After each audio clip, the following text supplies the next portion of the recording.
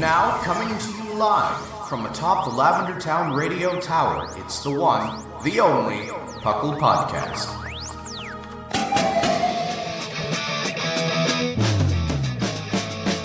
It's PoGo! PoGo! It's PoGo! PoGo! Pokemon under Gregory Champions League, oh yeah! PoGo! PoGo.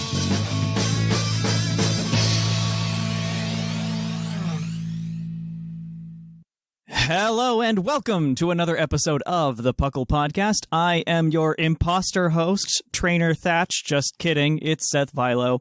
And we're filling in for Thatch here because he's busy doing something, because being an adult in our age frame time gap is just constant things all of the time. So we are filling in for him. And this is Seth Vilo, as I said. Welcome to the PoGo. We talk everything Pokemon, from the games to cereal and everything in between and whatever it is he says in the beginning. But I'm not here alone.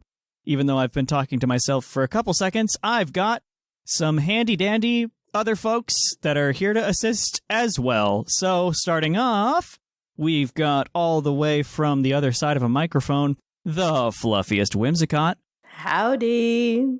And from the other side of another microphone, we've got Lynian. Hello! Yay! So all three of us are here. All three of us have about 2 brain cells that we're sharing between each other, depending on whose turn it is to speak at that moment. So bear with us. We're doing great. Yeah, we're doing so fine. I think the 4th brain cell just went out of the window. So. We're losing them quick. Yeah, Yep. See, the thing is, when we say that there are 2 brain cells between us, depending on who's talking, it's that when we go to speak, the brain cell vacates us for the other person who is now silent, so it can witness in horror the things that we are saying. And we're about, I think I'm geographically in the middle of you two. Yes, so you are, kind of. It has a long way. I think you're a little closer to Lynian than to me. Yeah. Just a tiny bit. A little bit. That dang ocean really messes things up. Yeah. Which is why we should get rid of it. Hi, I'd like to talk to you about Team Magma. We're getting rid of the other oceans bit by bit, but yeah, Team Magma's another approach, I suppose. You don't think land, there's enough of it? Well then, I've got a good idea. Oh no, this would be Maxie talking. There's not enough land. That's what he sounds like in my head. I like that. It sounds accurate, actually. Yeah. Pushes up glasses pretentiously. I don't think there's enough land. I just think that Archie has, bought property about 4 blocks in. He's like, all right, beachfront property, some... I want the biggest pool. I think that's a classic superhero bit. Right.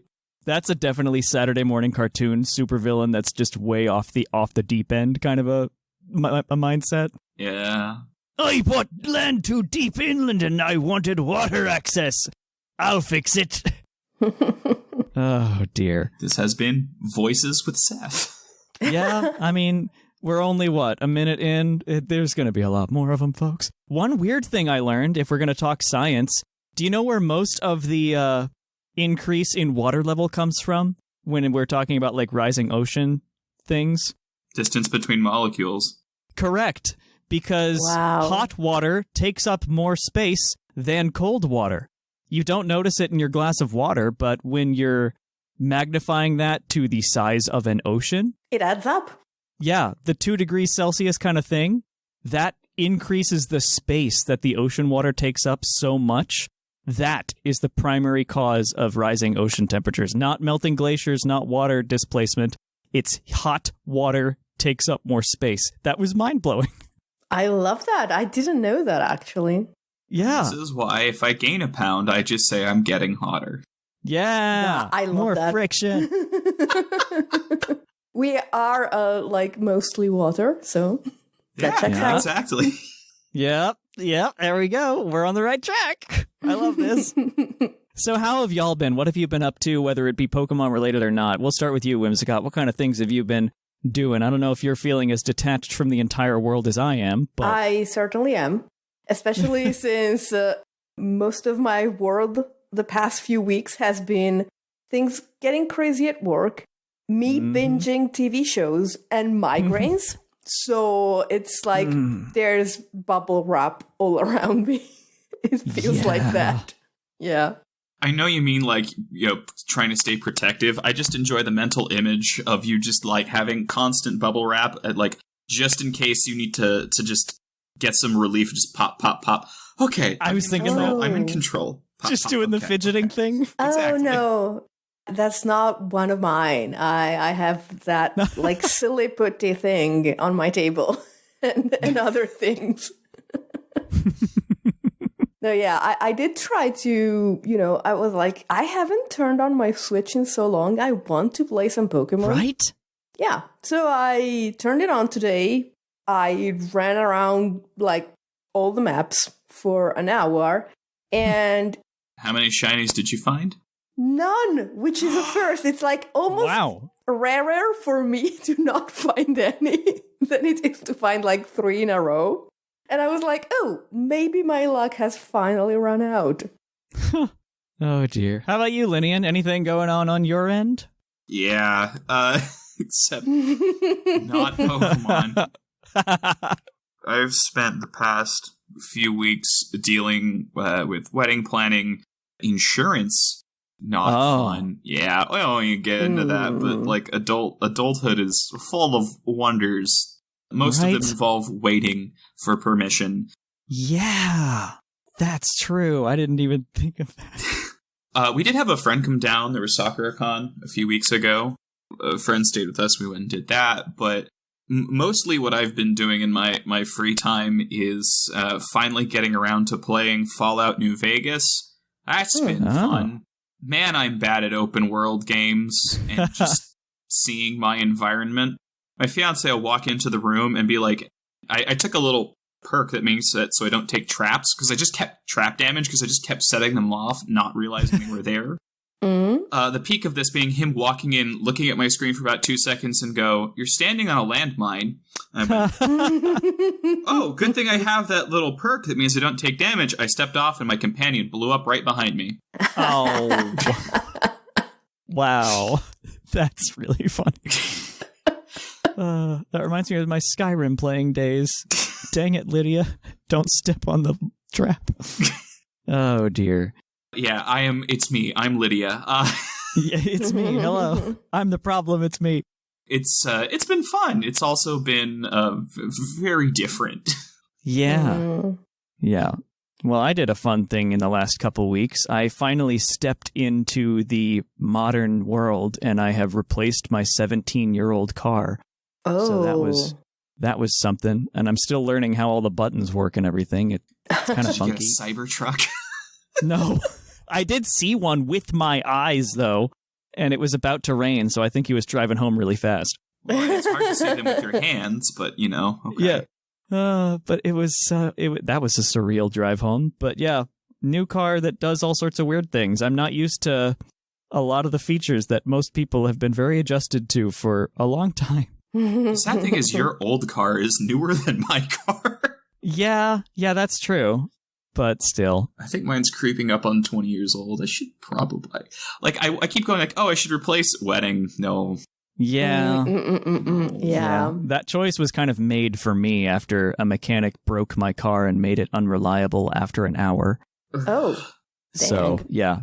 No road trips for me that lasted longer than 60 minutes, or else all sorts of lights would turn on. So, thank you, mechanic, for allowing me to step into the future by force. Wow. Happy fun times. Yeah, but it's been something I've been needing to do for a while, and it's cool. It's a partial plug-in, and I've got it charging in my garage right now, and it almost can drive itself a little bit. It's really freaking cool. I love it. So that's been something I've been worried about. Yeah. Yeah, I'm not touching that with a 10-foot pole. Nope. I'm like, my car is 12 years old. It connects to my phone's Bluetooth to play my music, and that's all the technology I wanted to have. I remote started the thing yesterday because I was curious how it worked, and about 30 seconds after I hit the button on my phone, it turned on. It was really cool. Oh gosh. Remind me to just, steal your phone when you're here at the wedding, start your car so you come back to it dead just in the from parking home lot in the airport, from the airport. Why is my electric bill so high? What the heck? Just constantly running a car in my garage from there. Oh, dear. Sober me thinks this isn't very funny, but drunk me will probably think it's hilarious. This is very true. Let's start out his car in the garage. Oh, no. His cats will freak out and think he's home.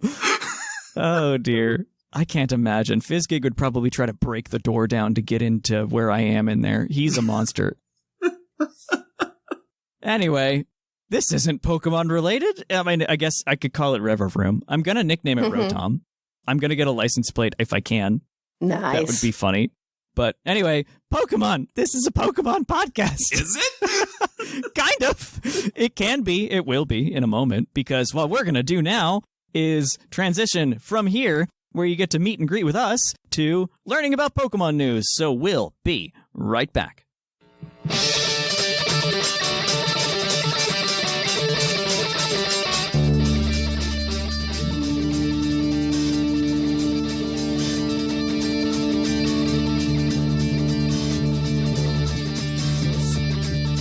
Live from the Lavender Town Radio Tower. This just in.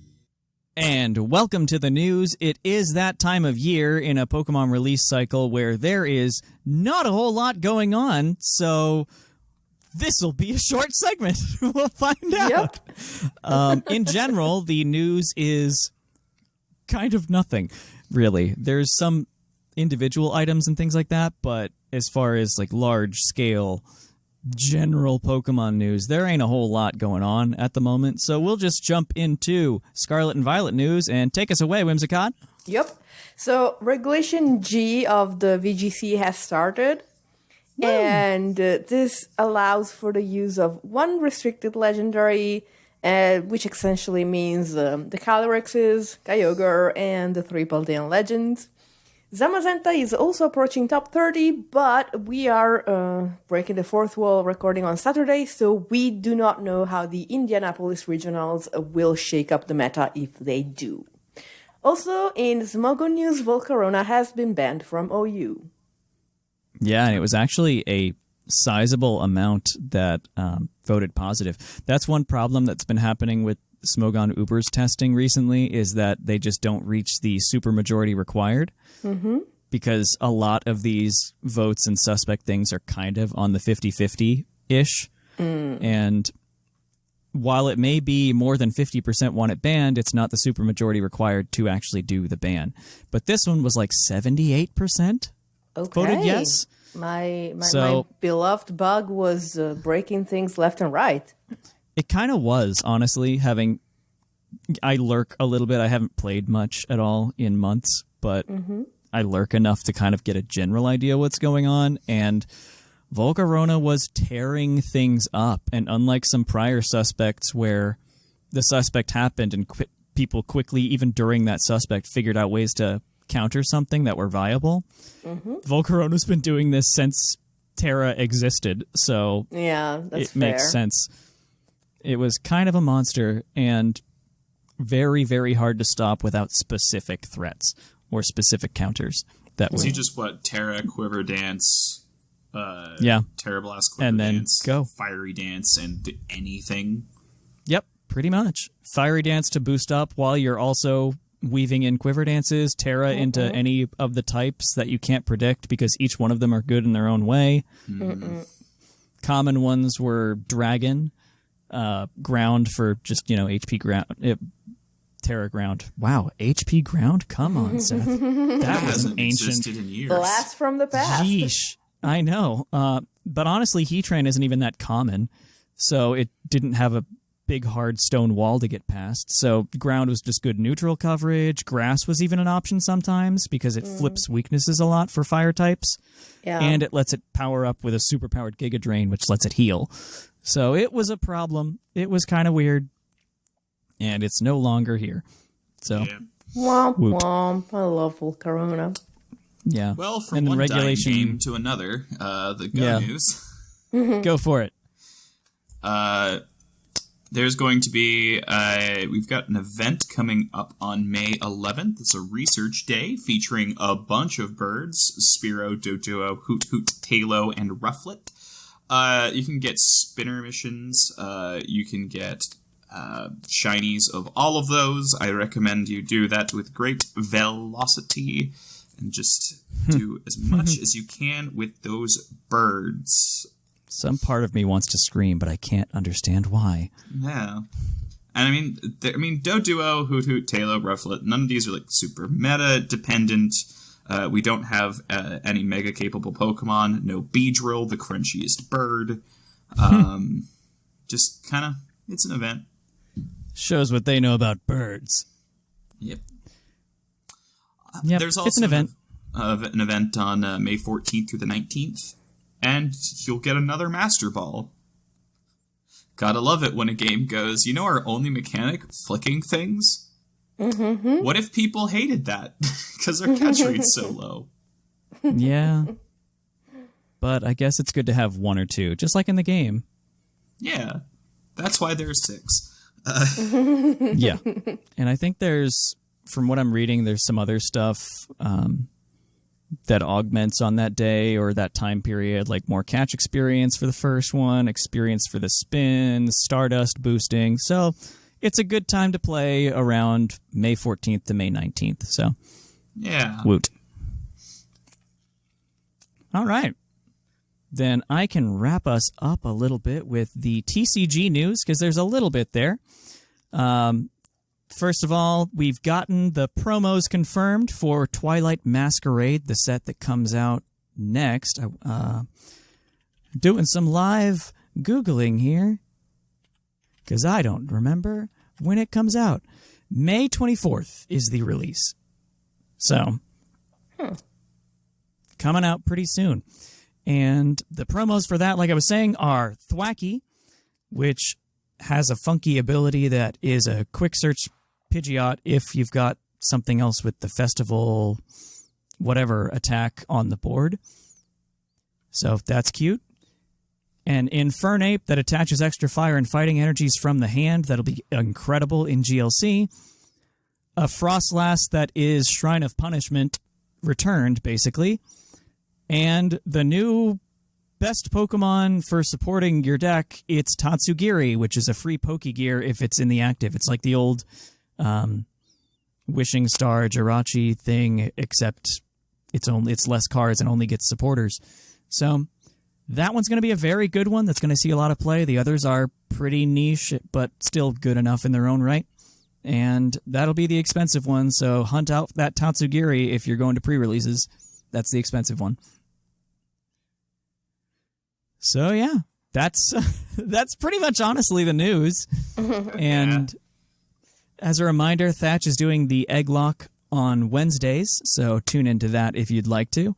And for Puckle's Pokey Opinion, the question that we've got here is, what is your favorite rivalry among Pokemon? These are examples that they give are things like Seviper Zangoose rivalry, the Durant Heatmore, the Mega Alakazam and Vanillite Horde.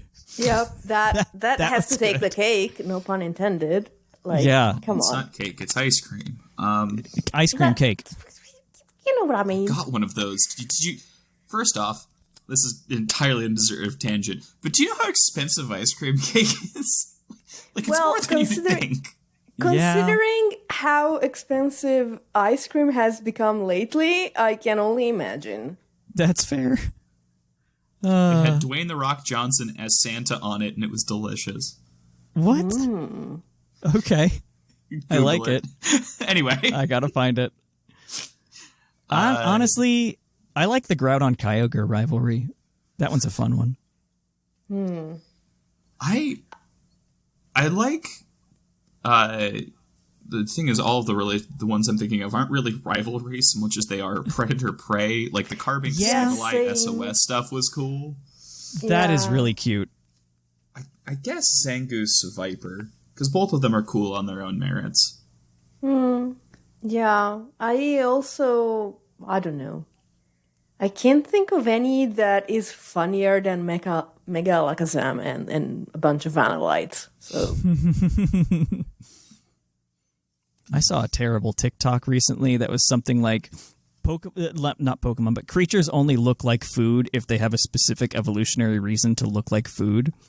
And Vanillite line looks like ice cream because it's a human parasite.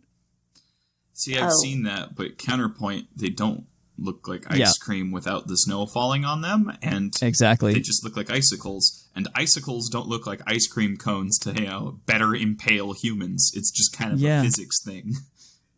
Yeah. It was a funny little pseudo wannabe conspiracy theory tweet. Yeah, but I mean, that video. Is it was so funny. Voltorb does look like that to kill people in explosions. So, sleep well. Yay. Thank you. Everything's a mimic. Yay. Alrighty. Yeah, that, though, don't worry about it. You got IKEA form. IKEA form Voltorb. It appears as a Fundehordemindevingi. Seth, I know you started doing a Swedish Chef bit. Yes, absolutely. Like, I need to know that. I need you to know I clocked that. Yep. Yep. Correct. So with that, before Lynian burns me even more, we're going to cut it and go to the Poke Quiz, where we test your co-hosts' innate and insane Pokemon knowledge. We'll be right back.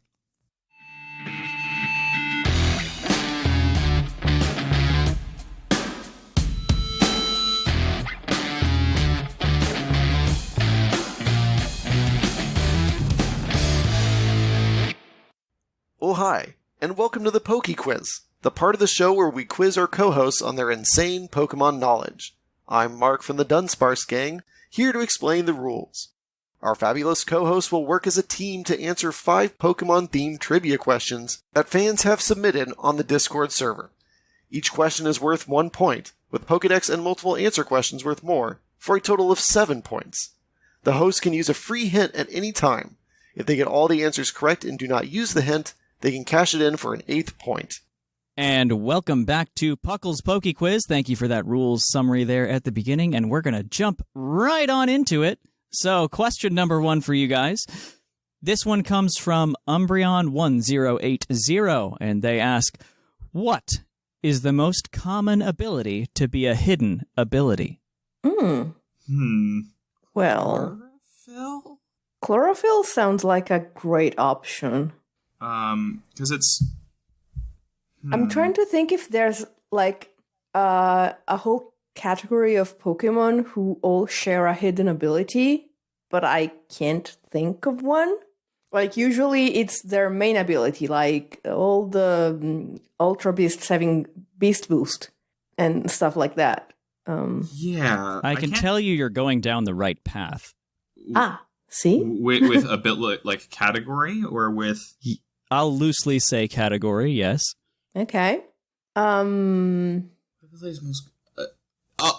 Telepathy? A lot of things get telepathy as their hidden ability. Because that was an ability introduced in Gen 5 and was given to a lot of psychic types, a lot of legendaries, especially retroactively. Like Dialga, Palkia, all of the emotion Pokemon.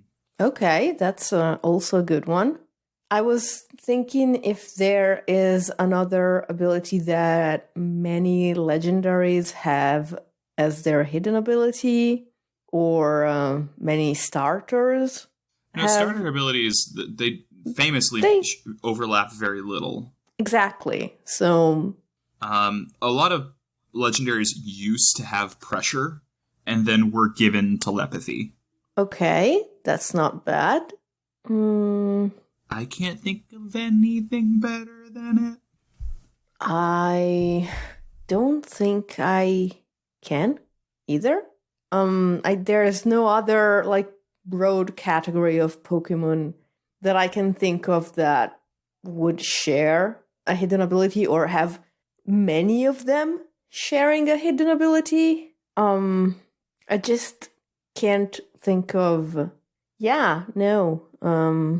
I know that a lot of grass types. I mean, like all the Tapu have telepathy, all as they're hidden. Mm-hmm. Dialga, Palkia, all of the emotion Pokemon. that's already a lot of Pokemon. So I like going with that. Because for some grass types, Chlorophyll is not a hidden ability. Yeah. So let's say Telepathy. Yeah, I like that. All right. Locking in Telepathy, that is correct with 24 different Pokemon. And that is the hint that I was kind of giving you, is that a lot of the legendaries have that as their alternate. So good job, that's why I said Lynian. loosely category. All right. Moving on to question number 2. This one is from Guggle, I believe. A few Pokemon have a companion Pokemon released with the same stat spread but swapped physical and special stats. For example, Miraidon and Koraidon. Which Pokemon was released as Mantine's physical special swapped companion? Skarmory, final answer. That is correct. It's Skarmory, even though Mantine has had a buff to its HP in that time and Skarmory hasn't. But, yep, that's correct. That was an easy one. The other one was about I just knew manga, it. which scares me. All right, here we go. Next one is the Pokedex question, so we'll do this one from the British gent. Its Omega Ruby entry reads, they were originally foreign Pokemon that were imported as pets. They eventually turned up in the wild. This Pokemon is very hardy and has greatly increased its population. Who's that Pokemon? It'd be funny if it was Zigzagoon, because the Galarian form is could not be the original. Mm-hmm. But I don't know what it is. The interesting part about this Pokedex entry is that it predates regional forms. Mm-hmm. So, imported as pets, and it's a hardy Pokemon. So this was in Ruby? Omega Ruby, specifically. So, I think this possibly tracks a real-life animal that has this kind of history behind it. Like bunnies or... But there aren't many bunnies back in the day. I mean, there were a few. That Zangoose, because mongooses have rather famously been introduced. But not as pets, as ways to curb the snake population. So I'm thinking either, cats or bunnies or some kind of tortoise, maybe? I don't know. Yeah, my favorite Gen 6 Pokemon, Turtwig. I'm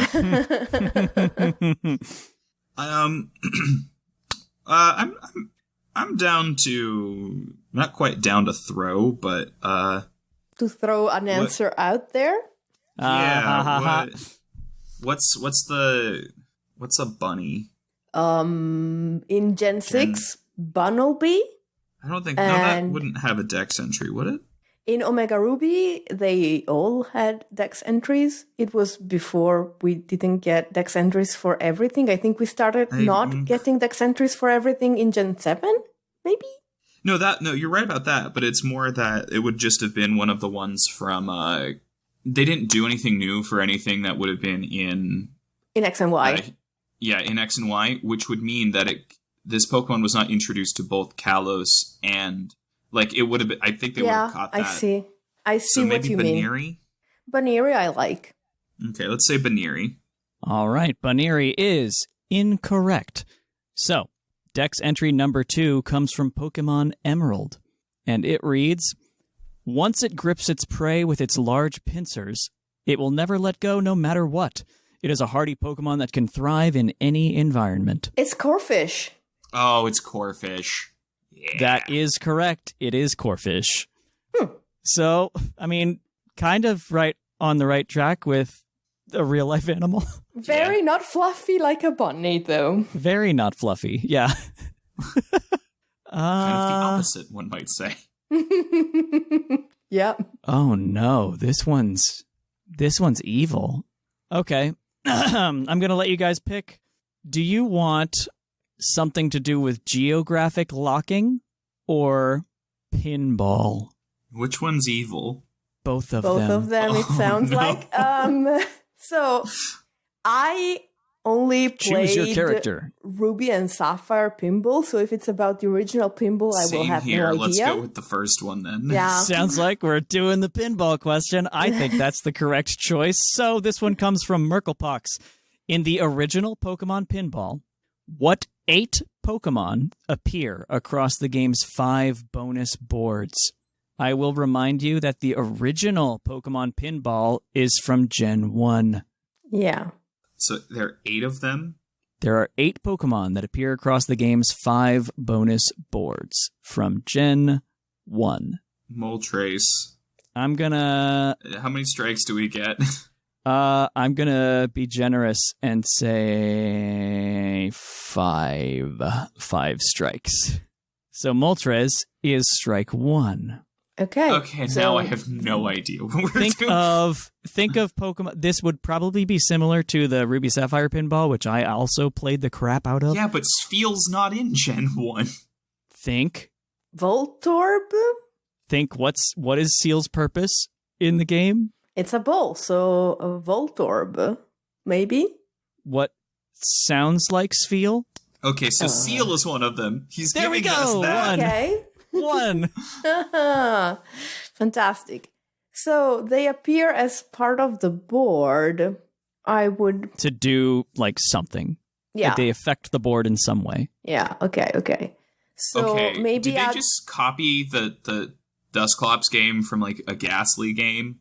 I'm going to need you to lock in an answer. Ghastly, sure. You got it. Okay. That's 1. Nice. Okay, so maybe what could do the same thing as Kecleon? At this point, we're trying to retro-engineer the original Pokemon. Oh my god. I don't know that there's a Kecleon version. Yeah, it doesn't sound like it. There could be There was a legendary. There had to be okay. I'm gonna burn a I'll give you guess. that. There is a Mewtwo. legendary. Okay, Mewtwo. You got it. Mewtwo. Okay. Nice. 3. Okay.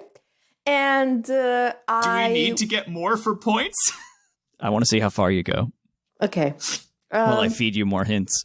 So there's a Pokemon that is popular and is famous for carrying stuff around. So maybe it would swoop in and carry the ball somewhere else, and that's Dragonite. Does that sound like a plausible thing? These are the bonus boards. So you were already on that other screen. Okay. So maybe I want to say something silly like Tentacool doing something with the... That's a good thought. You're Yeah. getting there as far as like bonus things. What's another thing that you're trying to collect other than points? Pokeballs? So maybe, I don't know, something that can... It might be related to money. Oh gosh. Then Meowth, it Meowth. would be... Meowth is Yeah. correct. Okay. That makes number 4. All right, the last couple.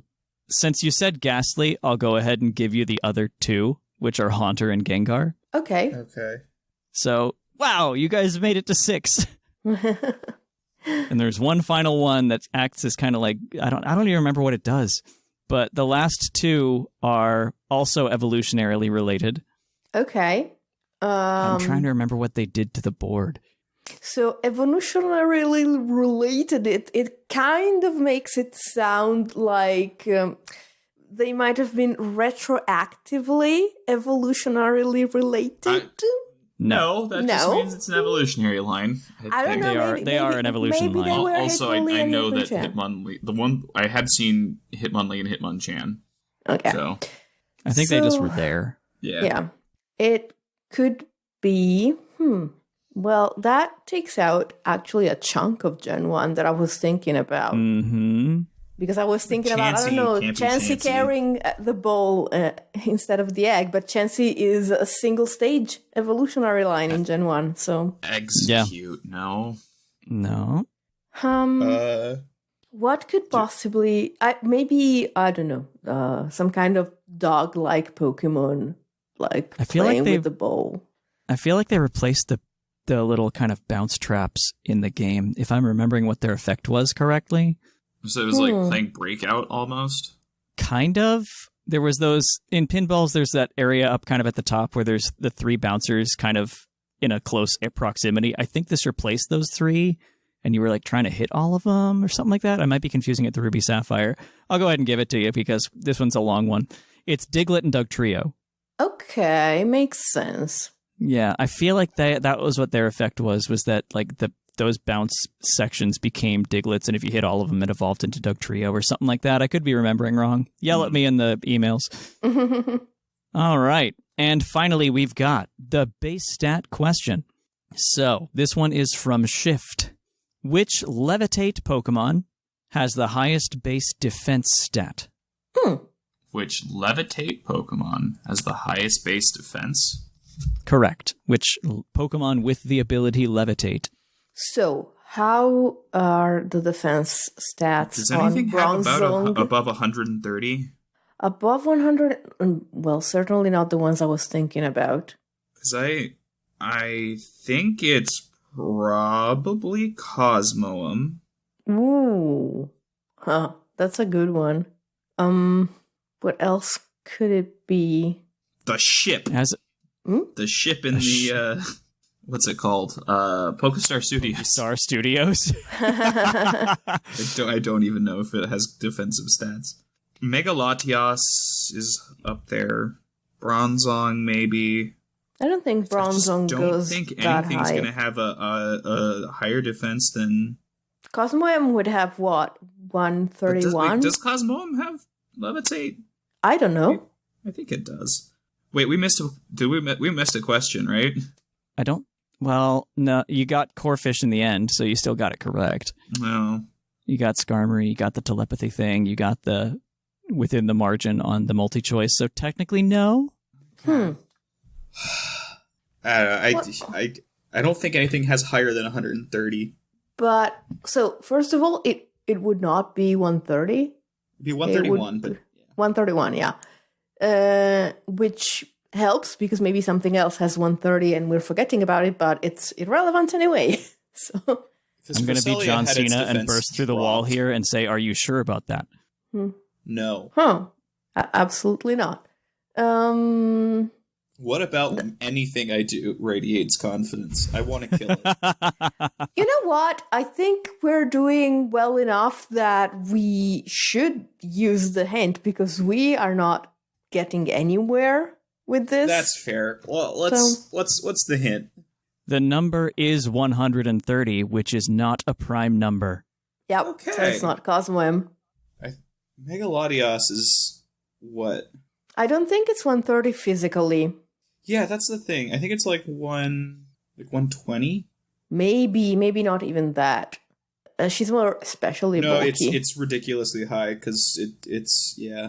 I know that special is 150. Yeah. But I agree. I don't think it's 130. No. So, is there any big steel type that has levitate, or rock type that has levitate? Because those usually have high defenses physically. Because I mean, I know 120 is also Wheezing, which has levitate. Yeah, I don't suppose Galarian Whizzing has any higher than that. No. I think Galarian has exactly the same stat spread as Wheezing. That's pretty common with the Galarians, is that they exactly 1-to-1 copied the other form. I'll throw you another hint and say this is related to the first question of this trivia game. Oh. I don't remember the first question. I barely remember what I had for breakfast. And that was the hidden abilities question. Yeah. Oh. So... Well, Cresselia lost it, so... But... Cresselia only has like 100 and some odd now. Most of it's HP. Wait, Waiting. How much defense does Yuxi have? Oh, 130. There you go. That is correct. It is Uxie with 130. Hooray. Yay! We made it somehow. We made it! I'm sure this changes the leaderboard. I think I'm contractually obligated to say this does change the standings, because he does every time. I don't even know how many points we got. I would say, since you got them all correct, but did have to cash in the hint, I think that is 6 or 7, if I'm doing my math right. I think it's 6. Depends on how many points you gave us for the multiple answer question, I think. I'm going to give you all but having gotten Diglett and Dugtrio, because you got the Ghastly line, and that's a whole minigame in and of itself. And you got the others. So I'm giving it to you. What are you going to do? Sue me, Thatch. So, I think it's going to be 6 in the end. Yeah, 6 sounds correct. Mm-hmm. All righty. So we'll get that on the spreadsheet, wherever it is, once we can. But until then, we're going to kick it on over to the topic. We'll be right back. Hey, Thatch here. A lot of you have been asking how you can hang out with us during the week. Well, the best way to do so is come to our Discord server at puclpodcast.com. You can join our server and you can hang out with us, talk Pokemon, battle, do a bunch of cool things, join in our tournaments.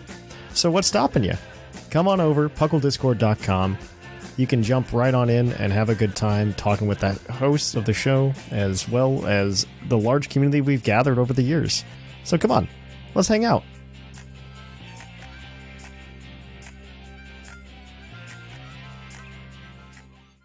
And welcome back to the topic. The topic this week is another one of the top and bottom 5 Pokemon things. And our topic for this selection is going to be regional forms, because we 3 definitely have some strong opinions about regional forms. Mm-hmm. Good ones, bad ones, this, that, the other. And the clarification that I'll make before Lynian gets the opportunity to is this is regional forms, not convergent Pokemon. So no Toad's cruel, no Toad's cool, none of that. They're not the same thing. They just happen to look the same. These are actual true forms of a different Pokemon from a different place. Are including evolutions that skew, though. Yeah, evolutions of those regionals we're going to go ahead and include on the list. So things like Meowth into Berserker as opposed to Persian. We're including that. Or like Farfetch'd into Sirfetch'd for its form. Because sometimes the whole point of original form is the evolution. So it felt iffy not to include them, even if they do not technically have a regional equivalent anywhere else. Exactly. So we're adding that one in. But other than that, this is just like straight how are them regional form kind of a thing. So starting off, I guess, who's got the first whack? Who's got the strongest opinion about something? Please go ahead, Lynian. Okay, I'm going to lead with something I actually think, I think some of mine are going to be struggles, but this one I feel is the one I have the most to say about. Top Pokemon, argue my second favorite Pokemon of all time, Alolan Executor. Huh. Yeah. The man. Absolutely. The myth. The legend. Classic. Classic, iconic. You will not hear me quote the whole Lady Gaga meme because I don't remember it by heart, but you know what I mean. This is the moment. I was born this way. Alolan Executor is perfect because it is hilarious. It's interesting. They do a lot of cool stuff with not only it's very funny. It's scale. But they've got the tail with its own face. It's a dragon type for no reason. I mean, there's a reason, but it's very silly. And it's like it's not just a meme though. Like it's super funny, but it is like a Pokemon that has the right to exist on its own. Yeah, and it was also, I believe that was how they debuted Alolan forms. I'm pretty sure it was Alolan Executor, and then they showed off Ninetales and Sandslash. Yeah, I think it was, and we all lost our minds on that trailer because it was so freaking fun. And it's kind of the perfect thing, because it's recognizably the same Pokemon, but also so radically different, you have to give it that. I am 100% behind this pick. As am I. Let me see. Is it... I feel like one of them talks about like something like it awakened the true power of the dragon, or like this is its true form. Yeah, because it says something like. I also have a plush one above my shelf. I think the Pokédex entry says something about the sun and warm climate of the Alola region allowed it to reach its ultimate form, or something like that. Outgrew its reliance on psychic powers, while within it awakened the power of the sleeping dragon. Wow! That's such a metal dex entry. I love it. Also, it made me very happy to be wandering around in the terrarium and then just tree. Yes. Giant tree. Absolutely. Also, let's talk about the fact that they have a move where they slam you with their heads from... Are they in a line? Bang! Are they in a line? Gosh. It's so silly in PTU, too. That's where that meme comes from. A bunch of enemies are in a line, Dragon Hammer hits 3 things in a row, just BAM! Nice. I love that. Oh, I love that. So I think that's our top 5 of top 5s. So definitely. Lynian, you gotta give us a bottom option now, though. Gotta give us a bottom Pokemon, and I think this is like a golf putt, but Alolan Persian, what did they do to you? It looks like it ate a bee. Yeah, I don't mind it as much as other people do, but I can totally understand why the lasagna cat is not your favorite. And I can agree with that. Yeah. There are some others I think are worse. Okay, so feral cats are a thing in Hawaii. Like that, I get. But they're not like these pampered, fluffy, it doesn't work for that. I don't like it. So you don't only see questionable design, but also some questionable lore for the region that it's meant for. Yeah, like it doesn't tie in. Like the thing about these is they've theoretically all adapted better for the environment they're in. Mm-hmm. And I don't see that with the Meowth. I guess it's like it lives in a tourist's house, but yeah, it's kind of sad. I get you. But like, so does how is that any different from the other urban environments we see normal Meowth in? I'll write that in here. All right. So that's a couple. I guess it's on to you, Whimsicott. What are your thoughts on either one? So I think I'm going to go with my personal favorite, because I think the other one that I think really, really deserves a spot might be brought up by one of you guys, because it's just really cool in general. So I'm going to say Alolan Ninetales. Okay. It's hard to argue against it. For bottom, right? No. It manages to keep the elegant and beautiful feel of the design of the original Ninetales. It has a very interesting typing. It has a niche of what it does in competitive.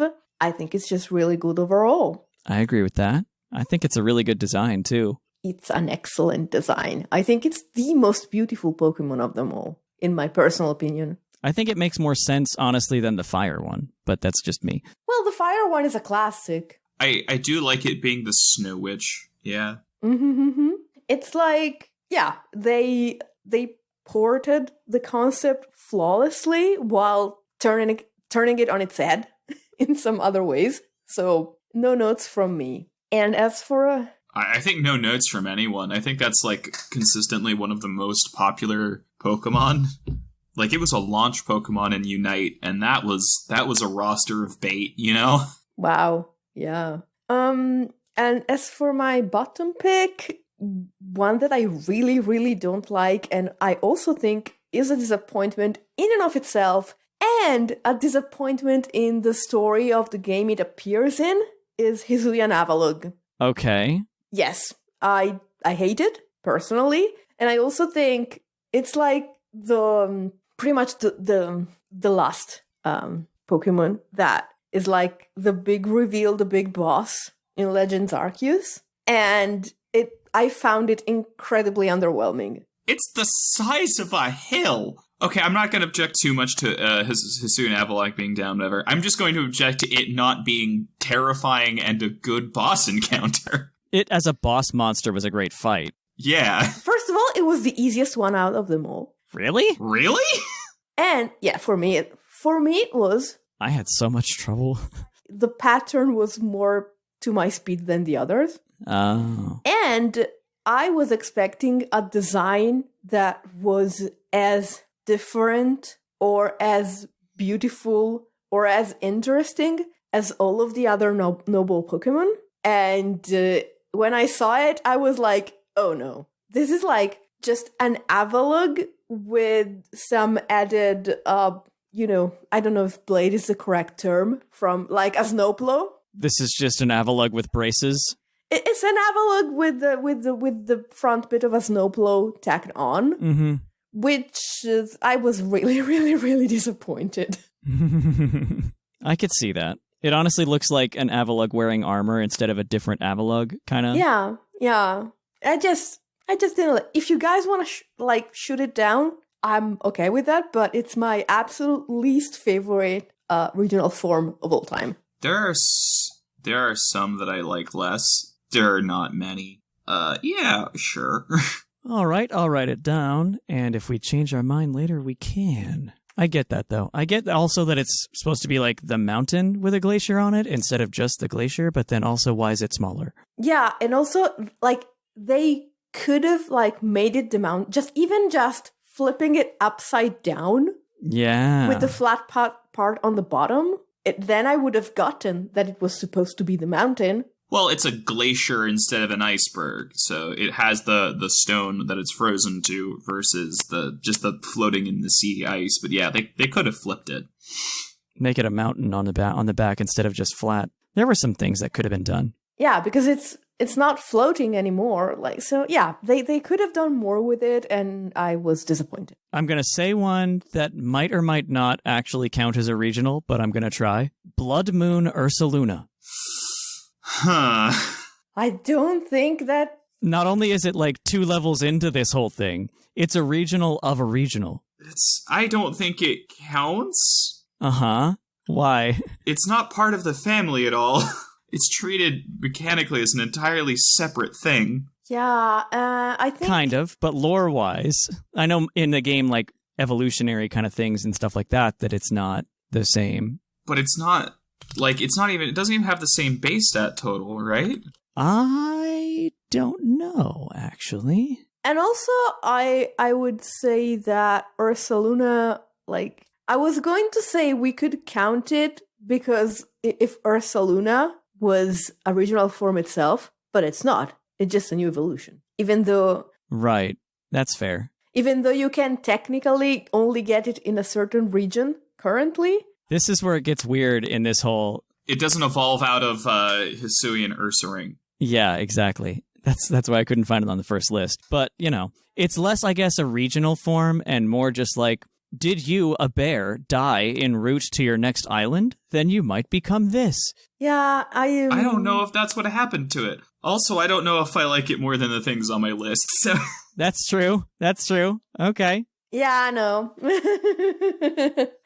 No, I would say no for technical and non-technical reasons. All right. I'll allow it. No. It makes sense. I knew it was going to be a hard sell, so... It was a good try, an interesting try. And this kind of highlights how weird and how blurred the lines are, especially when we're talking about regional forms. When we start doing, just the evolution of something, that doesn't count. When we do, convergent things like the Toedscruel, that doesn't count. I would say it counts if it evolves out of a regional form of a Pokemon. Exactly, yeah. I mean, it doesn't necessarily, but say, for example, a Alolan Raichu evolves from Pikachu, but... Yeah, okay, if it... It is a regional form of something else. Exactly. Ursaluna did not have... If it is a new evolution, it has to come from a regional form. I was trying to say that Blood Moon was the Kitakami regional variant of regular, but it's not. But it's really not. It's like a one-off. And there's nothing special about Kitakami specifically that makes it into Blood Moon. It's just implied that if it either, I don't know, dies en route or evolves during a Blood Moon instead of a regular moon, then that's when it goes all banana crazy. So I guess it's not a regional, it's a evolution condition form. It's not a regional any more than Kabu, Genesect is a regional Kabutops. It's someone put a gun on it, okay? That's fair. Yeah. That's fair. Okay. Well, dang. All right. Bottom one. I'm going to start a fight, I think, maybe. And I'm going to say, honestly, the Pokemon is probably okay, but the experience with the Pokemon, for me, was terrible. And I'm going to say Tauros. Huh. Because I want more, because there's the combat regular one, And then there were the Blaze and Aqua, the fire and water ones, that had almost no discernible outward differences when you're walking around the world as the regular ones. And for me, were just incredibly hard to find in general. No, they're super rare, but the thing is I played through the game with the Blaze breed when I went and did a rerun. And it took me a long time to find it, except I realized I was playing this stupid instead of playing this smart. And within about 2 minutes of me making a fire sandwich, I instantly caught one. Oh. So, yes, they do have a very low spawn rate, but given that you can kind of get around that, I don't think it's as bad. That's fair. But the fact that they look so similar is disappointing. I mean, they look different enough-ish. I think the Blaze one is looks more similar to the regular combat one. Yeah, to the regular combat one, which is why I didn't know it existed when I started playing the game, because I wasn't spoiled for everything. And Lynian had to tell me that it existed before I thought of looking for one. Yeah. I probably saw a few, and I didn't realize that they were any different. So I understand your point of view, but I think you're supposed to know that they exist, and you're supposed to, they are there specifically maybe to make you use the new mechanic of the sandwich encounter power so that you will see them. I suppose that makes sense. And also I think they're cool. So I don't know that I would let you put them in the box. Okay. Reject both my ideas. I see how it is. Lynian, what do you think? Yeah, we're big old meanies. I mean, I don't know. I am saying personally I would not do that. I don't know what Lynian's opinion is. I don't have a strong opinion on it. I don't love them, but I don't... They aren't worth the bottom slot. There's so many other worse ones that are worth it. That's kind of it. Yeah, I totally get it. I'm here to stir the pot because those are my two controversial opinions from the beginning, so I get it. Okay. All right, so both of mine were nixed. Do you want to do this in a snake format so you get to go again? In a snake format? So I have to go again? I don't know. I feel like people are tired of me saying dumb ideas and you guys have had longer to think. Now I've got to go keep scrolling through. So I'll pass it back to you, Lynian. I think you started us. Okay. Let's put a Pokemon that I know is going to get shot down aggressively by exactly one person here. So let's see how much Whimsicott can defend me. Sneasler's great. I knew you were going to bring it up, and it's not in my top list, but it's just really cool. It's a cool Pokemon. It's weird, but it's cool. I love its weird, its hyper exaggerated limbs that make it look really cool for climbing. I've never really liked Weavile's frill, so just doubling down on Sneasel's ear just seemed like a much cooler design. I enjoy the implied horror story that normal Sneasel came through space-time abysses and started out-competing them. They're just kind of great. They're cool, and Dire Claw's a fair and balanced move, and I don't know why everyone complains. Also, it's kind of interesting that it's a polar opposite to the Weavile situation, where it has to evolve during the day. Yeah, and they're lone hunters instead of pack hunters. It's cool how they took the same idea and completely flipped it. Yeah, it has an interesting typing. It looks really funny because it's supposed to be kind of a badass, but then it carries you in a basket like a baby. Yeah, it's so sassy too. And your eyes poke out of the back like you're seeing through. And the color scheme looks like something that wants to be out of Splatoon almost. Right, yeah. Okay. I do slightly prefer Hisuian Sneasel's color scheme to Sneasler's. Me too, but it's really cool anyway. Especially the shinies. But I like Sneasler's design. Sneasel just looks like it ate a blueberry pie really badly. Yeah, it's cute. I'm looking at the origin thing on the Bulbapedia article, and it's real interesting what kind of weird things they looped in for a lot of these Hisuians, honestly. They really leaned into the whole yokai legends with this, and Sneasler specifically is like Weavile based on a weasel yokai with sickles on their front legs. Yeah. They leaned into the poison type specifically because of another yokai that takes on the appearance of monks and are said to afflict illness onto anyone who see it.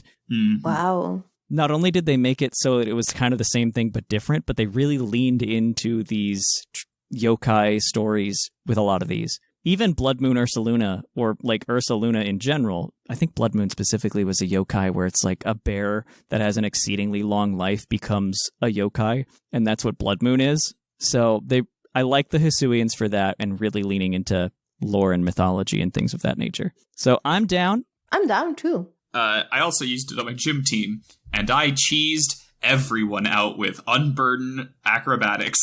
Yeah. Fake out. I think that's why they banned it. Didn't they ban it? Isn't it Uber? I think it is. I think it is. And it's mostly because Dire Claw is inherently uncompetitive, but do you know what it is? Really funny. Yeah. Yeah, it's Uber. One last thing that I like is that, again, it's supposed to be badass, but it looks kind of chill. It's a sassy. It's got sassy energy, but like you could still hang. Yeah, sassy, but not mean. Hi, Sublime. How you doing? I'm kidding. We just said it wasn't mean. He kicks butt with that thing in PTU. Oh my gosh. It is very sublime, yeah. How about another one from you, Lynian? What do you think? All right, bottom Pokemon. I really hate Quillfish. Aw, okay. Specifically Quillfish or Quillfish kind of and Overquill? Overquill's fine. It's so spiky it kind of shoots the moon to being ridiculous. It looks much more like a landmine. Yeah, Quillfish just... The only thing I like about it, it's got the Magatama in its tail. I thought you meant its superhero Q symbol. Yeah, how could I forget? But beyond that, And Overquill's is a capital Q? It is the Pokemon that they made so they could make Overquill, is how it feels. Yeah. That's fair. It would have probably been fine just evolving into Overquill. I don't know why it's dark type. Like Quillfish specifically. Overquill, well, you see, they made poison types into dark types in the TCG. This is it, doing that in the game. That's stupid. I don't know. I'm not a big fan. Overquill looks ridiculous, and I would love to see it swimming around in the wild, but we only get Quillfish in the DLC, so... That's true. Overquill would be terrifying to just find in the wild and just bang! Yeah, I was going to comment specifically on the tail having a lowercase q and an uppercase q for Baby and Overquill, and I think that's hilarious. Yeah, it's funny. I'm down for it. I'm down for it, too. Quillfish. I probably spelled that wrong. Yeah, they didn't use U's back in the day. Quillfish, keeping it real since 1683. All right, so Lynian gets 2 more on the board. Whimsicott, how about you? Because my taste is objectively better than yours. I mean, we knew that. I think now I need to mention the one that is probably the coolest in general. Yeah, and that's Hisuian Zoroark. I knew it! I mean, it's really cool looking. It has an amazing typing. It is. I kicked it off my top 5, but, like, barely. I really like it. We declare you get to speak, Whimsy. It's kind of a Charizard of regional forms. Yeah. But deservedly so. Like, it's really good. I really like it. I'm okay if you guys wanna, like, shoot it down because it is the Charizard of regional forms, but... Like, it's still really cool, and they did what they should have done with the original Zoroark, which is give it multiple weaknesses for, immunities, rather, for illusion. It's so much better of a user of that. Just knowing there is one makes it really hard to commit to any normal fighting ghost-type moves. I also really like just its design in general. Yes, it's amazing. It's, like, ghosty, and it's haunting, and it's got... If you look really closely at the markings and everything, it's very... They're wounds. The red marks are wounds or like opening parts of the skin because it's died. It's got the white markings on its body that are very skeletal in nature, especially on the ribs. It's got phantom teeth around on its mouth that are not actually teeth. It manages to be very horror while still looking really good and not gory necessarily. Yeah, it's implied gory. That's a really hard balance to strike. Yeah, they look like they're the Pokemon equivalent of like marked men, the ghouls, and some of the Fallout games have all their skin flayed off. Mm-hmm. And the hair things are doing the things like underwater ghosts where they're flowing all around. It's terrifying. Yeah, they look like will-o-wisps, but yeah, and the shinies are amazing. Plus, it's got emo bangs. Yeah, yeah. I would have to loop in Hisui and Zorua on this as well, because that's such a good design together. Just perfect. And it's such a simple tweak, too. Take the hair and bring it up into a spiral, and then take the cloak, the little like neck scruff, turn it into like a proper fur coat, because these are in the middle of a tundra. And then change the eyes from angry and combative to sad and I've already died. Even the shiny retains the coloration, because it keeps the blue. I like it. It's very good. So I'm going to put both of them. Seth, you got on the board! Now I've got to think of something. Well, she was already on the board. Oh, wait, no, that wasn't you. Right, oh. Now I have to think of something else. Go ahead, Whimsicott. What's your worst one? Worst one? Ooh, okay. I'm really torn between two of them, because I dislike them both a lot. But I think one of them is at least funny and the other one is not. So I'm gonna say Galarian Mr. Mime. Ah, okay. Why? Give me a reason that isn't just Mr. Mime. Do you need one? It's Mr. Mime. It's Mr. Mime. So they took Mr. Mime. They didn't make it any cooler, even though it's an ice type. Ha ha ha ha ha ha. Haha, exactly. And they gave it another evolution that still isn't any cooler. Like you could have made it better after so many years. Mr. Mime into Galarian Mr. Mime is taking a street mime performer and giving them a cold capitalist business evil job. As a tap dancing performer? Or something, anything. You know, what are we all in the corporate environment but a tap dancing performer, really? It's even got a tie and a little suit. Brennan Lee Mulligan, how nice of you to join us. I know, right? And what is Mr. Rhyme but Mr. Monopoly? He's even got 4 eyes to look at you, making sure that you're hitting all the numbers correctly. He's Charlie Chaplin! He's Monopoly Man. He is noted anti-capitalist Charlie Chaplin! Actually, you could say, and I'm gonna contradict myself, but if you're going to go like, yeah, he's noted anti-capitalist Charlie Chaplin, it evolves from poor Galarian Mr. Mime, who is an ice type, because like he's tap dancing to keep warm, because it's the only way he has to keep warm, because he's so poor because of capitalism. So yeah, no, I'm okay if you want to shoot this down.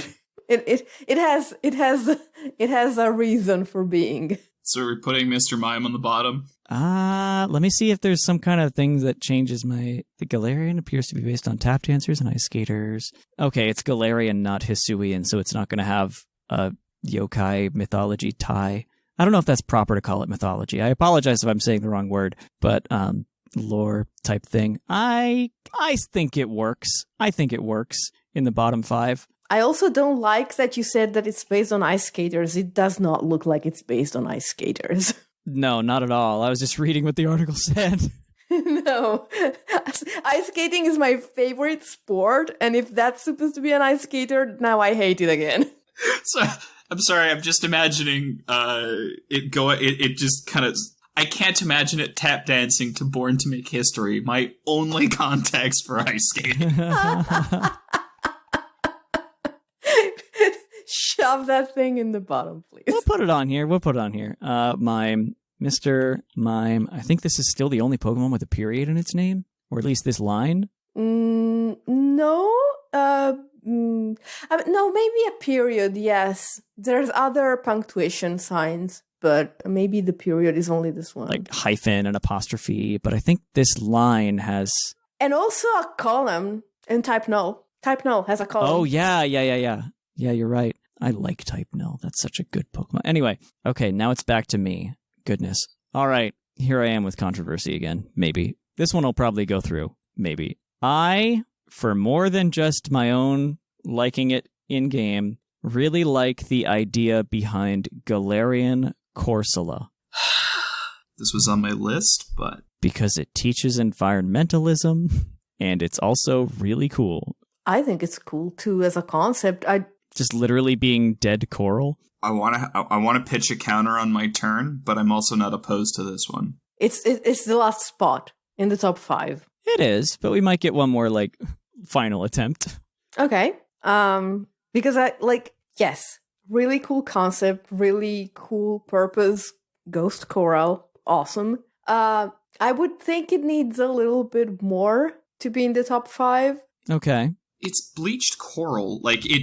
There's a lot that's really interesting about it. Dead coral shows up in weird, places we'd think of as weird. There's a lot of it out in the Utah deserts because that used to be an ocean. But I don't know. It's like give me 3 reasons and there's one. Yeah, that's fair. And I'm probably allowing my own personal biases towards it to sink in. I mean, we're all just saying our favorites.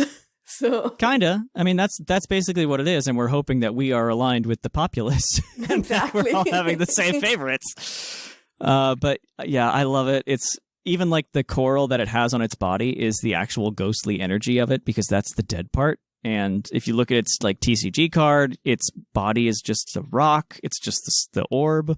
Cursula is kind of expanding on that by shattering the body and becoming pure ghost energy. I like that it's a ghost type. That was a very good thematic choice instead of ghost water or ghost rock or whatever. It's this is all really, really, really cool, but it's still just all the same concept. And so I want to see if we find something else that has multiple reasons to be there. That's very true. Okay, so now I've got to come up with a bottom one. And I'm going to say Sandshrew and Sandslash because they're boring and they stink and they're bad. No! I'm not going to get one on the board at all, am I? Are you trying to dunk on the adorable little hockey puck and the extremely cool icicle armor? Sucks to be you, then. Look, we love you, Seth. We really don't want to be mean to you, but they're so good. They look amazing. I just hate ice types, okay? I just hate ice types. I haven't ever gotten attached to one. I'm sorry. We just put an ice type in the bottom, but you can't it's a baby igloo, and it's the cooler, pun intended, version of Sonic the Hedgehog. That's true. Okay, fair. Gained a couple more points with that. Also, it introduced Slush Rush to the game, and that's just good. And also, the fact that you, especially Alolan Sandslash, looks exactly like that blue ice you'd get from a glacier or an old, it's so cool. Okay, I'm warming up to it, I guess. Also, it's cracked in PTU. I chose my words. No, seriously, it is, especially early game, it is one of the most powerful things you can take. Until maybe, level 30, when moves and abilities kind of really come online to start beating it, it can face tank anything. Oh, wow. Okay. Well, that's cool. That's good to know. Okay. Well, both my guys are vetoed, so here we go again. What do you got for us, Lynian? Yeah, so as Whims and I have been saying, all of the... Anyway, back to the real program. I feel so bad about this. No. I've got two things in my top list I could try to throw out. Go ahead and go for it. Say both of them and we can talk them through, because we're kind of now just figuring out the really good ones. The first one, I feel like I don't know if anyone else is going to agree with nearly as much, and that is... I feel you there. Zapdos. Galarian Zapdos. My ostrich boy who looks great at a 45-degree angle and hilarious dead on. It's cool. It's strong. It looks funny. I do think flightless birds are inherently funny. I would not be opposed. I do have a better. I do have a counter option. We do contractually need to hear what Seth has to say on this Whimsicott. I like it. I think it was really funny to try and catch in game too, where you just run biking around after it or whatever, running after it. I got a big kick out of that. Hey. Thunderous kicks even. Yep. I think it's Thunderous Assault. No, that's Meteor Assault is. No, it's Thunderous Kick. Thunderous Kick. It is Thunderous Kick. Yeah. Yeah, I got it confused with the card. That's fair. However, there is a Pokemon that I do genuinely love, because Pikachu had it too good for too long. And so what they did is they made Raichu float skateboard, which is, or surf rather, which is objectively very cool. Gave it goofy eyes and a big smile, and it's generally perfect. It is perfect. It looks like something out of Cardcaptor Sakura, and it was in my top list as well, along with Alolan Sand / Seth. I'm sorry. I just don't like ice types. Out of these two, I would definitely vote for Alolan Raichu. Okay. I can see that. I say we hold off, let Whims do one, and then we'll pick the best of the three. Corsola, Raichu, and whatever Whims puts up. I think if we want to do this right now before you do your bottom, but we might as well knock out the top. I think mine would be like an honorable mention, and it would be Alola Marowak. Ooh. Because it's just really, really, really, really cool and interesting, and it has an amazing design, and it's totally not what you would expect. So it's really like we couldn't. It's always such a weird Pokemon, especially in like that early new generation metagame, because people keep forgetting things like, oh yeah, it's got Lightning Rod. Yeah, I think I had one on my team when I won the UUTC. And I think it's so unique in a way, because like you would expect, of course, a Marowak to go into a ghost type, but to make it a fire dancer, that's like, and the flames go into that, it's just really, really, really cool. And I'm okay if we don't put it in the top, but I thought we couldn't do this without mentioning it. I'm really down for that. I like it. Of the three, because I'm not counting my Corsola. Y'all are right. It's not enough, I think.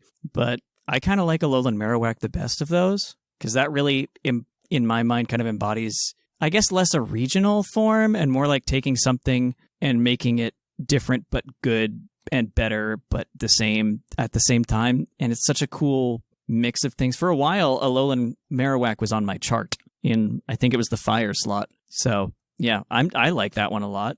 I love both Alolan Raichu and Alolan Marowak. I do prefer Alolan Raichu personally, but I think both of them totally deserve a spot in the top 5. So I guess it's Lynian's choice. Out of common courtesy to Seth for showing up on this episode. For showing up. Wow. No, I think Alolan Marowak is also more. To me, while I prefer Alolan Raichu, I think Alolan Marowak is probably the stronger design generally, and it shows a lot of what they can do. Like Alolan Marowak, Marowak always had Lightning Rod, which was like it was fine, but as they changed the Lightning Rod and things, it was just kind of less important. So this gave it new life. Rock had Flare Blitz, let Marowak use those abilities. And it really was just a really good, fresh coat of paint on a strong existing design, echoing parts of why we liked it in the first place. So, no, I think Alolan Marowak deserves to be there. Okay, we have our top 5 then. All right, let's take it home with the bottoms. Yep, slam dunk, Stunfisk is bad. Stunfisk is bad. Yes, I was going to say it. Me too. A bear trap is actually less interesting than the fish it was based on. Also, its ability is stupid. And also, I kept running into it in the stupid Galar caves, and it was very annoying. And it's got Steel Ground, a great type, and then its whole point is that it's not those types some of the time. That's such a dumb, and it's the only ability? Like, come on, give it something different. And it's got a Grass-type signature move! Yeah, what? Which doesn't even make sense to be Grass-type! It's stupid in like 12 different ways. I think it might have been the only thing that was on all 3 of our lists for the bottom 5. I agree 100%. Galarian Stunfisk. That's what I was going to say next. Same. Honestly, same. It just makes me mad because I think it's a cool Pokemon, like looking and design wise. Kind of. But like, I mean, Yeah. kind of. It's better than, or at least different enough from regular Stunfisk, and it's got some kind of motivation. And it's got a weird typing that's really cool. But then that stupid ability and stupid other thing, like nothing meshes. Nothing at all meshes with this thing. It's the only Pokemon, it's the only regional form. I can't even say I like the same amount. And I don't like Stunfisk. Failing to be as good as Stunfisk is bad. Yeah. Yeah. I think we've made it. So to recap then, I'll read through what I've got here. For the top 5, again, this is not necessarily in any particular order, but the first one is the first one. We've got Alolan Exeggutor, king of all, Alolan Ninetales, Sneasler, the entire Hisuian Zoroark line, and Alolan Marowak. So it looks like Alola really did a good job. So good on them. In the bottom, we've got Alolan Persian, Hisuian Avalugg, Hisuian Quillfish, Galarian Mr. Mime. I forgot to put the G, so I forgot where it was from for a second. And Galarian Stunfisk in the bottom. The honorable mention is a top 5-ish, top 6, we'll say, for Alolan Raichu. And that is our list. Sound good? Any last more comments or anything you wanted to get out about any of the other forms? Yeah, I love Galarian Ponyta, but it doesn't deserve a spot just for being cute. I was going to throw hands if one of y'all said Doug Trio. No, it's so funny. The He-Man meme. It's Flock of Seagulls. I love it. All right. Well, very cool. That's our top then and bottom 5 of the regional forms. So if you guys think that we either missed something or want to, I don't know, throw your own nominations into the ring, or maybe even agree with me on some things, that's a mistake, then you can tell us in the emails and give us your thoughts there. Seth, we want them to send us emails. Don't give them impossible tasks. I know. I can dream, can't I? But anyway, with that, we're going to close out the topic and hop on over to the Pokemon of the episode. We'll be right back.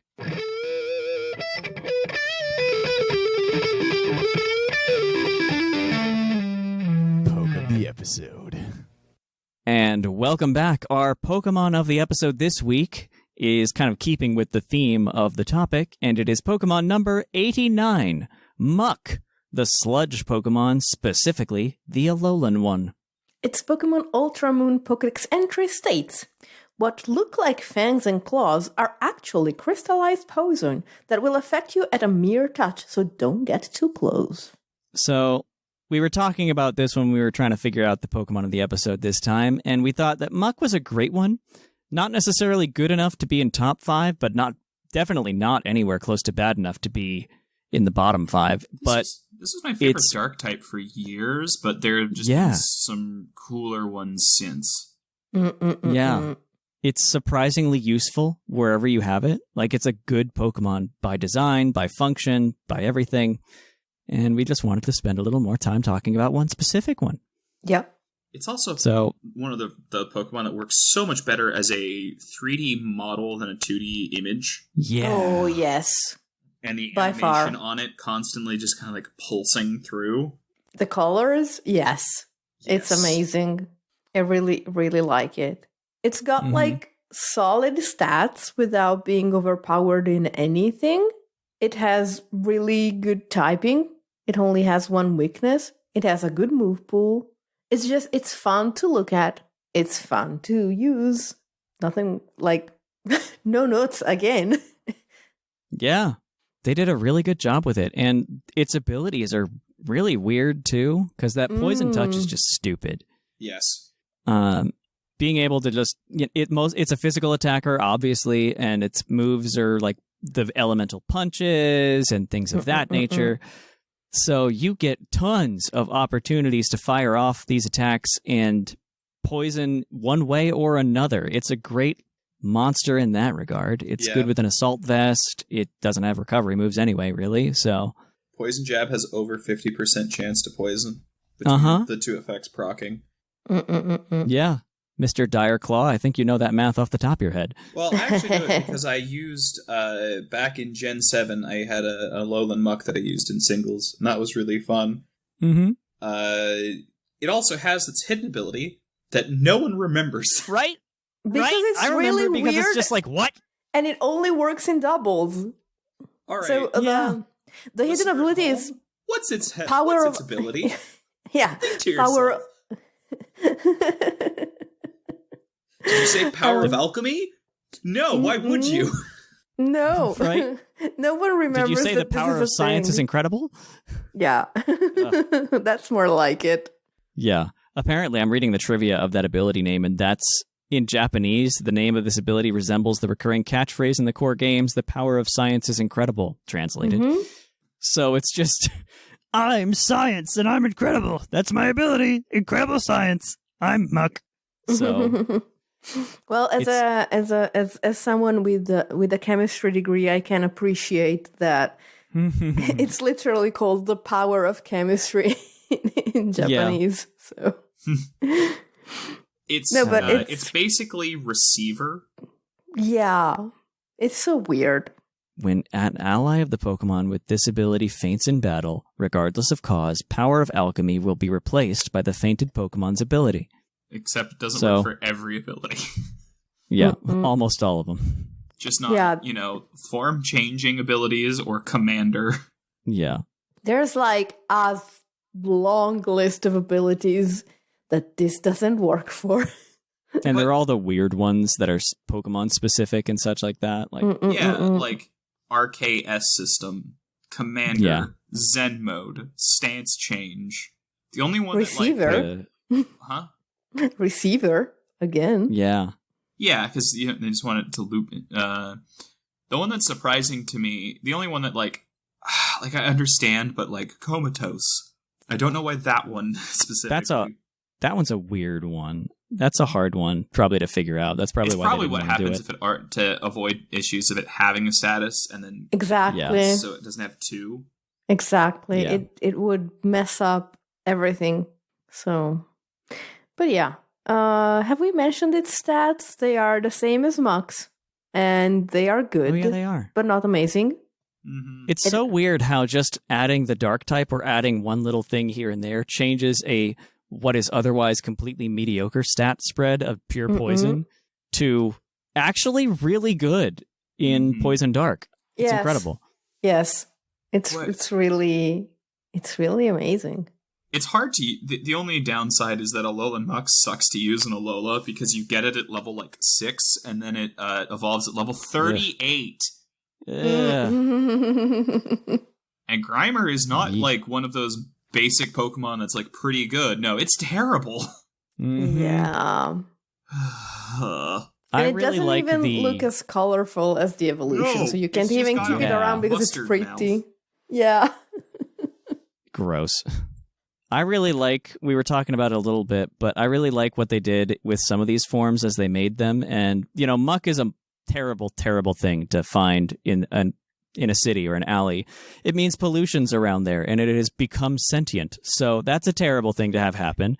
But with Alola, and when they started doing these regional forms like this, they really took that idea and completely flipped it to, actually, we like Alolan Muck because it eats all the garbage. So it's a recycling system. Having them around makes it cleaner around. Yeah. Which is cool. And it only ended the world once. Yeah. Don't even worry about it. Yeah, they got nuclear reactored into Guzzlord, or at least that is strongly implied by that makes the sense. Howoli City ruins in the Ultra games. Yeah. Oh.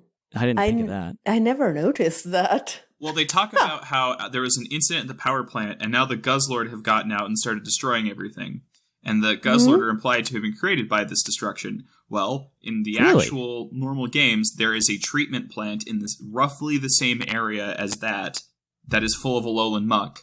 And then you look at the dark color with the bright yellow stripes and stuff. Yeah, and the big mouth, and yeah. Yeah, so it's potentially implied, but, that's just a cool tie-in. It's just a theory, a Pokemon theory. Wait, no, he retired. Interesting. Very interesting. I didn't put that together. Huh. Learn something new conspiracy theory wise every day. And that's why I don't leave my house. Not without my hat. Tinfoil baby. You bet. And none of that aluminum foil crap. You gotta get real tin. No, get real tin. Then paint it with lead. Let's see, what else is cool about Alolan Muck? It says in the trivia thing that the reason it's like gelato rainbow colored is because it's drawing from the inspiration of an oil slick. Yeah, oil and water. Yeah, which is funky. And cool. And it's all over Hawaii, apparently, which is, where Alola is. I guess. No more than... Apparently. The rest of the ocean? I was going to say no more than, anywhere else, but, no. I guess it's like... there are not major oil spills near Hawaii, because there aren't major oil deposits near Hawaii. That makes sense. I guess it's like... oil there, because it's volcanic. Except for the USS Arizona. It's an ocean location. It's a delicate ocean ecosystem. And so oil spills in general are relevant to it more than to other places. Maybe it's that. Yeah, I guess. But again, there's no oil spills there. Yeah, and I know maybe they're reaching a little on Bulbapedia. Maybe. I think that the academic standard of Bulbapedia may not may not be flawless. I wonder if Glamora are actually related to muck teeth. Ooh, fascinating. It's the first occurrence of crystallized poison, right? I can't think of any others. No, but it also happens. Stuff will fall out of solution. So I made a mixed drink thing, or a mixer to make another mixed drink thing, and I put way too much sugar in it, so the entire bottom inch of this bottle that I put it into is just pure sugar crystals. So, things will fall out of suspension for sure. It'll be the my weirdest rock candy. My dissertation, so yeah. There you go. I do not like the idea of a very large, very old Alolan Muck whose teeth are just Glamora. That is some cool art. Actually, now that I think about it, that is a great Titan They did that in Stranger Things. Well, I was thinking a nut, that's a noble. Yeah, that's what it is. Ooh.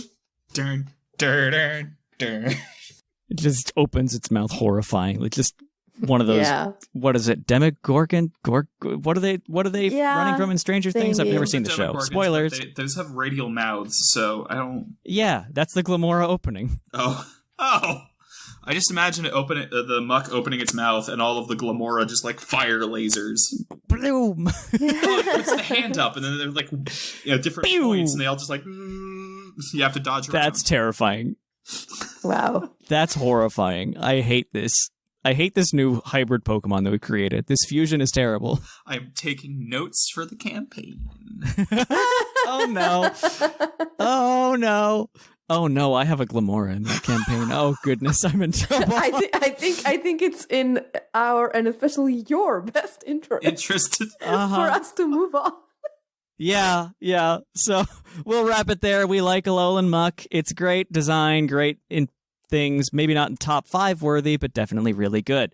So we will call the Pokemon of the episode there and move on to the mailbag. We'll be right back. It's mail time! Send in your emails! Mail!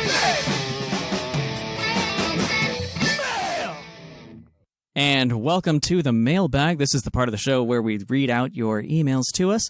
If you want to send an email to the show and talk about the all terrible decisions that we made on our regional forums this week, or the good decisions, maybe, like Corsola, you can write an email to puclpodcast@gmail.com. So we'll jump right into it. And Whimsicott, I think you've got the first email. I do. We're gonna go broke because you didn't mention the sponsor, but I'm gonna read. Oh my God! This part of the show is sponsored by the fictional energy drink Green Toros, the energy drink that gives you hooves. Hooves. Hubs. Got that out of the way. Okay. Woo! Okay, we're not demonetized. Tia says, "Hiya, Puckle. This email is a week late, but here are my thoughts on what a Gen 2 Legends game would be like. As Johto is very heavily based on Japan, there will be a lot of connection to there. The player's starters will draw inspiration from three gods, Susanoo, which represents the wind, Amaterasu, which represents the sun, and Tsukuyomi, which represents the moon. So I believe that Froakie as the moon, Chimchar as the sun, and Trico as the wind could be good starters." I like that. Ooh, okay. I like that a lot. As the player explores in ancient Johto, they start going into strange runes and see symbols that we now know as unknown. Eventually, the player reaches Ekritik, where they meet Morty's ancestor. Morty's ancestor knows how to read the unknown language. I always knew Morty was white. It's a good one. And asks us to retrace the symbols. After the first 2 or 3 times, we'll learn about a prophecy that disaster will strike Johto unless a good-hearted trainer appears. Oh. Sounds familiar. That implies that there are none. Exactly.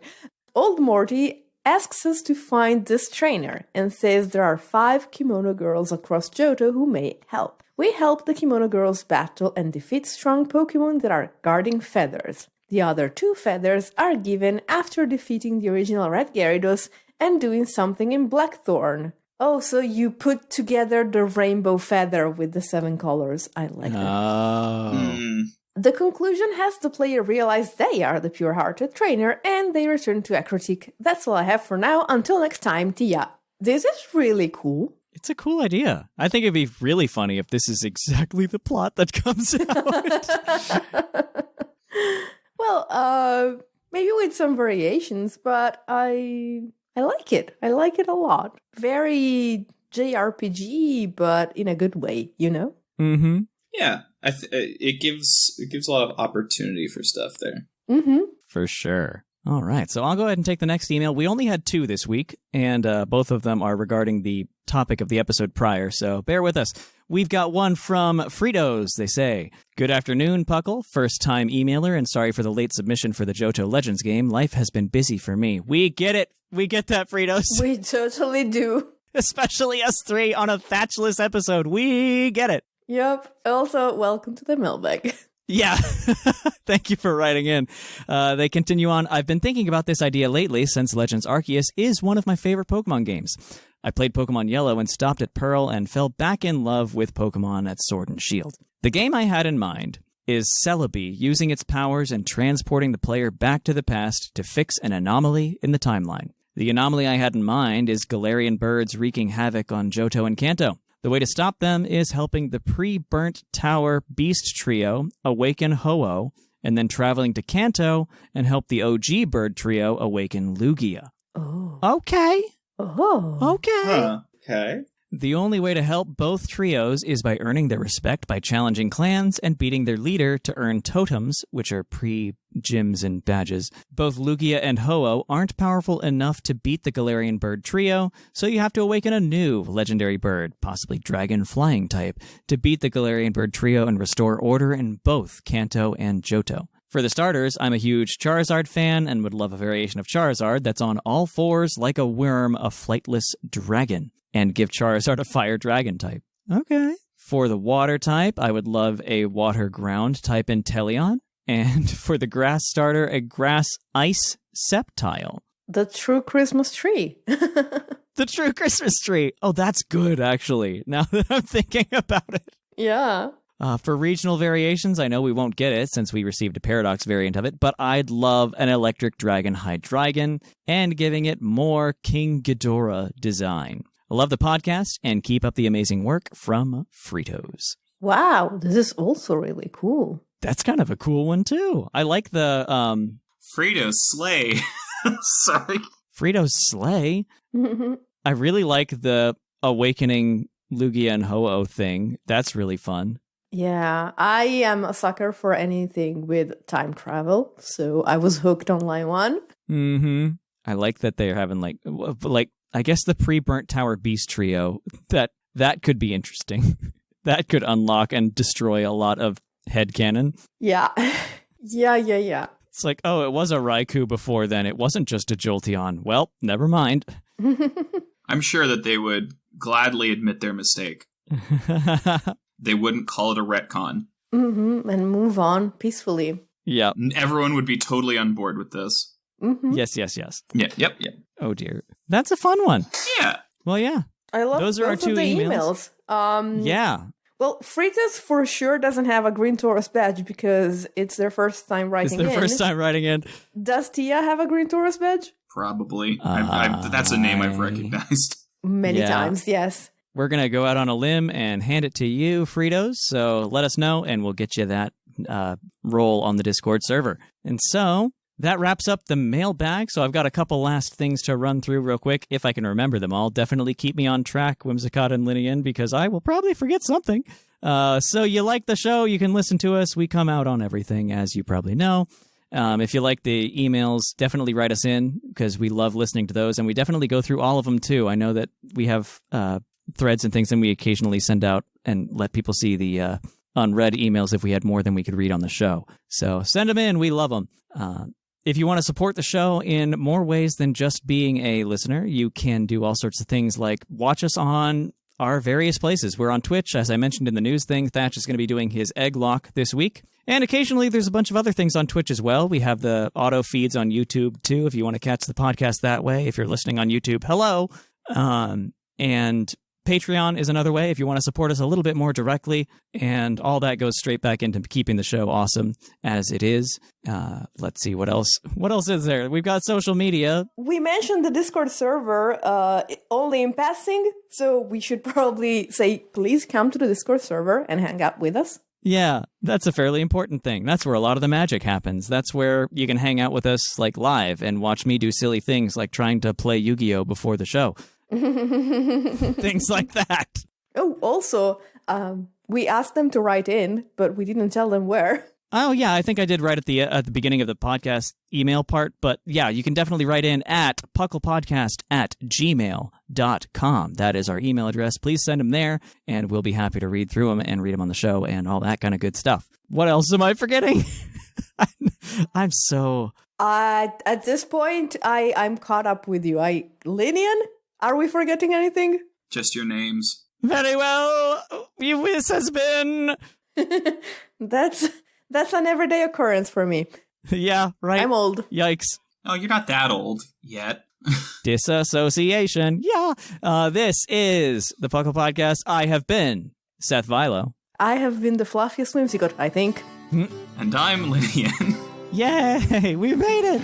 And we'll catch you guys next time. See ya on the flip-flop.